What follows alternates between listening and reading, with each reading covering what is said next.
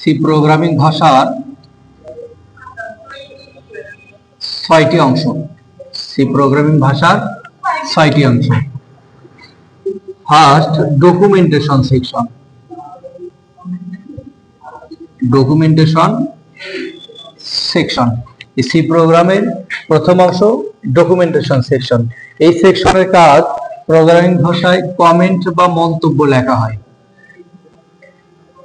Comment বা মন্তব্য লেখা হয়। এই কমেন্ট বা মন্তব্য প্রোগ্রামিং ভাষায় দুই ভাবে লিখতে পারি। এই এক লাইনের জন্য এই ডাবল স্ল্যাশ দিয়ে ডট ডট ডাবল স্ল্যাশের পর কমেন্টটা লিখতে হবে। এটা এক লাইনের কমেন্টের জন্য।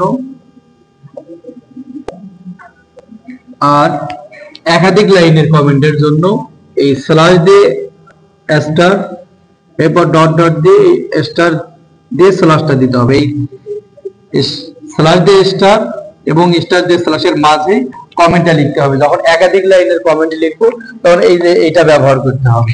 এটা একাধিক লাইনের জন্য, একাধিক লাইনের কমেন্টের জন্য। তাহলে ডকুমেন্টেশন সেকশনের কাজ কমেন্ট বা মন্তব্য লেখা, এক লাইনের জন্য, একাধিক লাইনের জন্য। আর 2 নম্বর সেকশন লিঙ্ক সেকশন। এই লিঙ্ক সেকশনের কাজ প্রোগ্রামে হেডার ফাইল সংযুক্ত করা বা হেডার ফাইল লেখা।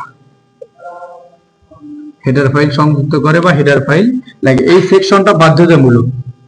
এই ডকুমেন্টেশন সেকশনটা এটা অপশনাল, এটা প্রোগ্রামে ব্যবহার করলেও চলবে, না করলেও সমস্যা নেই। তবে লিঙ্ক সেকশনটা অবশ্যই ব্যবহার করতে হবে। এই সেকশনের কাজে হেডার ফাইল সংযুক্ত করা। এই হেডার ফাইল সংযুক্ত করে গঠনটা যদি দেখো, প্রথমত আগে হ্যাশ একটা দিতে হবে, এরপর ইনক্লুড হচ্ছে অন্তর্ভুক্ত করা। ইনক্লুড দেওয়ার পর এই অ্যাঙ্গেলের মাঝে লিখতে হবে হেডার ফাইল নেম। অ্যাঙ্গেলের মাঝে হেডার ফাইলের নেমটা দিতে হবে। যেমন এখানে ইনক্লুড দিয়ে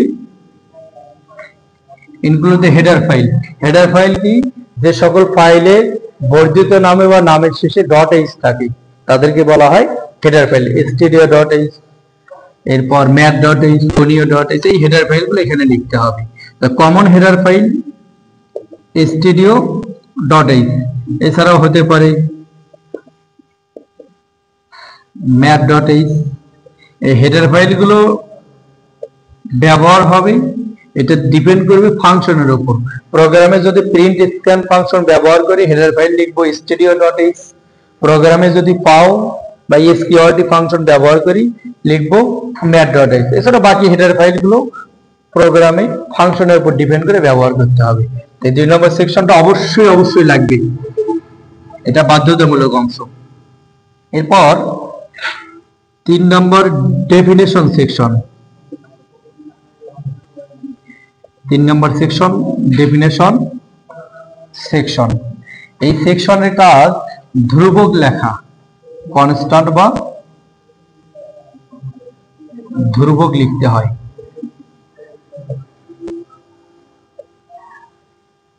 ডেফিনেশন সেকশনে ধ্রুবক লিখতে হয়। ধ্রুবক লেখার 2টা নিয়ম আছে। একটা ডিফাইন দ্বারা লিখতে পারি, হ্যাশ দিয়ে ডিফাইন দিয়ে একটা স্পেস দিয়ে ধ্রুবকের নাম লিখতে হবে। ধ্রুবকের নাম যদি পাইয়ের মান লিখি, পাই একটা স্পেস দিয়ে ভ্যালু 3.1416, এইটা একটা নিয়ম।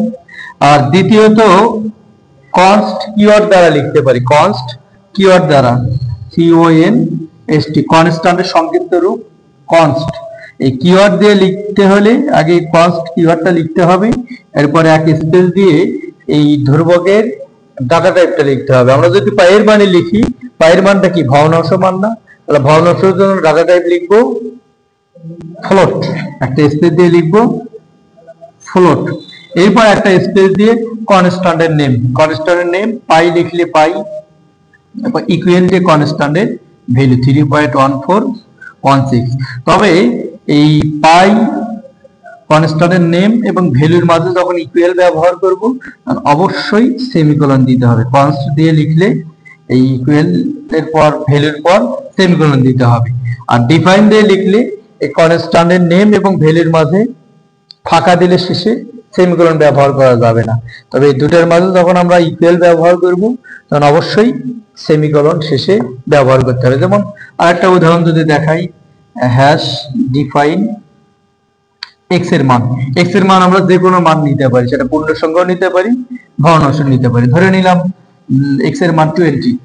এই যে নেম আর ভ্যালুর মাঝে স্পেস ব্যবহার করা আছে, শেষে সেমিকোলন ব্যবহার করা যাবে না। এখন যদি এখানে ইকুয়াল ব্যবহার করে শেষে সেমিকোলন দিতে হবে, এখানেও যদি ইকুয়াল ব্যবহার করে শেষে সেমিকোলন দিতে হবে। এটাকে যখন আমরা কনস্ট কিওয়ার্ড দ্বারা লিখবো, কনস্ট আগে দেব, একটা স্পেস দিয়ে এক্স এর মানটা পূর্ণ সংখ্যা বোঝাচ্ছি, এটার জন্য ডাটাটা এইভাবে আইএনটি, এরপর কনস্ট্যান্টের নেম এক্স, ইকুয়াল দিয়ে ভ্যালু 20, শেষে সেমিকোলন। এভাবে আমরা এই ডেফিনেশন সেকশনে এই ডিফাইন দ্বারা কনস্ট্যান্টকে লিখতে পারি, আবার কনস্ট কিওয়ার্ড দ্বারাও কনস্ট্যান্টকে লিখতে পারি। 4 নম্বর অংশ এই global variable declaration section. Global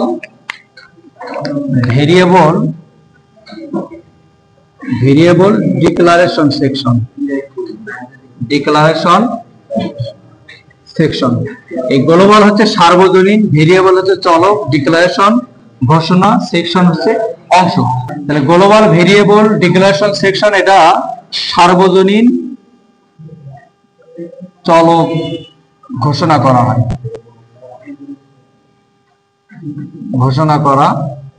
হয়। সার্বজনীন চলক ঘোষণা কি? যে চলকগুলোকে মেইন ফাংশনের উপরে বা বাইরে লেখা হয়, ঘোষণা করা হয়, সেগুলোকে বলা হয় সার্বজনীন চলক। যেমন চলক ঘোষণার নিয়ম, আগে ইন্টিজার দিয়ে চলকের নাম এ বি, সেটা ফ্লোটও হতে পারে, ডাটা টাইপ দিয়ে চলকের নাম দিতে হবে। মানে ফ্লোট দিয়ে যদি দেই এক্স ওয়াই জেড, তাহলে এখানে এবিসি বোঝাবে পূর্ণ সংখ্যা, এক্স ওয়াই জেড বোঝাবে ভগ্নাংশ সংখ্যা। চলক ঘোষণার যেমন নিয়ম, এখানে একই নিয়ম হবে, শুধু অবস্থানের উপর ভিত্তি করে গ্লোবাল আর লোকাল। এই 5 নম্বর section main function section. Main যেহেতু ফাংশন, এই মেইনের সাথে প্রথম বন্ধনী থাকবে মেইন ফাংশন সেকশন। এই মেইন ফাংশন সেকশনের দুটি অংশ, মেইন ফাংশন সেকশনের দুইটা অংশ। এই দুইটা অংশকে দ্বিতীয় বন্ধনীর মধ্যে লিখতে হবে। মেইন ফাংশনের দুইটা অংশকে এই সেকেন্ড ব্র্যাকেটে লিখতে হবে। এই মেইন ফাংশনের প্রথম অংশটাকে বলা হয় ডিক্লারেটিভ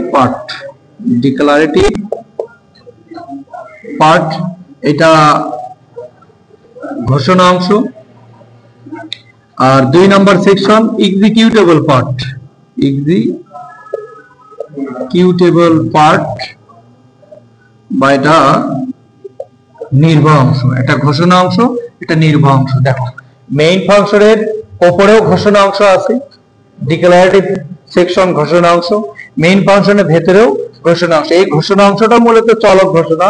এখানে একইভাবে চলককে ঘোষণা করা হয় ইন্টিজার দিয়ে এ বি সি, অথবা এখানে ফ্লোট দিয়ে এক্স ওয়াই জেড। তবে এই মেইন ফাংশনের ভেতরে যে চলকগুলো ঘোষণা করা হয়, লেখা হয়, এই চলকগুলোকে বলা হয় লোকাল ভেরিয়েবল। আর মেইন ফাংশনের উপরের যে সেকশনটা, এটা ধারাবাহিকভাবে এই উপরের সেকশনে যে চলকটা ঘোষণা করবে, এটা গ্লোবাল ভেরিয়েবল। এই হলো চলক দুই প্রকার, একটা লোকাল আর একটা গ্লোবাল, অবস্থানের উপর ভিত্তি করে। ঘোষণার নিয়ম একই। এই ঘোষণা অংশ ব্যতীত বাকি যা অংশ আছে, এই অংশগুলোকে বলা হয় এক্সিকিউটেবল পার্ট বা নির্বাহ অংশ। এই নির্বাহ অংশের মধ্যে হতে পারে কোন একটা ফাংশন, স্টেটমেন্ট, হতে পারে যে কোনো এক্সপ্রেশন। যে কোনো এক্সপ্রেশন, ফাংশন, স্টেটমেন্ট এর নির্বাহ অংশের মধ্যে হবে। ঘোষণা অংশ ব্যতীত বাকি যা কিছু থাকবে এই দ্বিতীয় বন্ধনীর মধ্যে, এগুলোই হবে মেইন ফাংশনের নির্বাহ অংশ। আর নির্বাহজনিত অংশের যে ভুলগুলো হয়, এগুলোকেই বলা হয় নির্বাহজনিত ভুল। আর সি প্রোগ্রামিং ভাষার 6 নম্বর সেকশন সাব প্রোগ্রাম